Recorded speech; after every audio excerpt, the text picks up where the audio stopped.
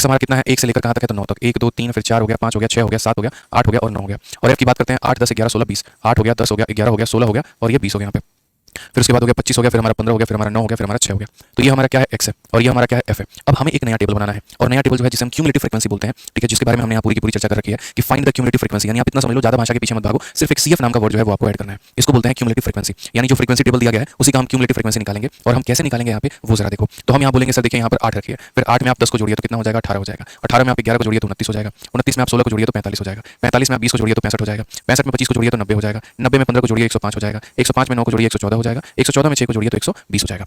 यानी कुल मिलाकर आप यहाँ पर कह सकते हैं कि सर हमारा क्यूमुलेटिव फ्रीक्वेंसी हमारा कितना है, तो क्यूमुलेटिव फ्रीक्वेंसी हमारा 120 है। क्यूमुलेटिव फ्रीक्वेंसी हमारा कितना है, तो यहाँ पर जो है 120 है। अब आपको कुछ नहीं करना है, यहाँ जो भी क्यूमुलेटिव फ्रीक्वेंसी दिया गया उसका आधा करना है। तो बोलोगे सर यहाँ देखो क्यूमुलेटिव फ्रीक्वेंसी का आधा करना है, इसका मतलब यहाँ पर क्या करना है, 120 का आधा। अब 120 का आधा करोगे तो किसके बराबर होगा, तो 60 के बराबर होगा। अब हिसाब फिर 60 या फिर 60 से बड़ी संख्या देखो सीएफ में और वो देखो कि कौन से वाले एक्स में है। तो यानी यहाँ देखोगे 8 8 8 8 60 60 के मेरे भाई बड़ी संख्या, 60 से अगली बड़ी संख्या, 60 यहाँ कहीं बीच में होगा, उससे थोड़ा सा अगला संख्या कौन है, 65 है। आपको जो मैं कह रहा हूँ बस उस पर फोकस करो। तो 60 से अगली संख्या मेरे भाई 65 है और 65 हमारा कौन से वाले में है, तो 65 हमारा 5 वाले में मौजूद है। 65 कौन से वाले में है, तो 65 हमारा मेरे भाई 65 की जो वैल्यू है वो एक्स का मान कितना है, 5 है। तो आंसर कितना होगा, 5 होगा। यही बात मैंने यहाँ पर लिखा है। सबसे पहले मैंने आपको कहा है कि सम कर करके तुम क्यूमुलेटिव फ्रीक्वेंसी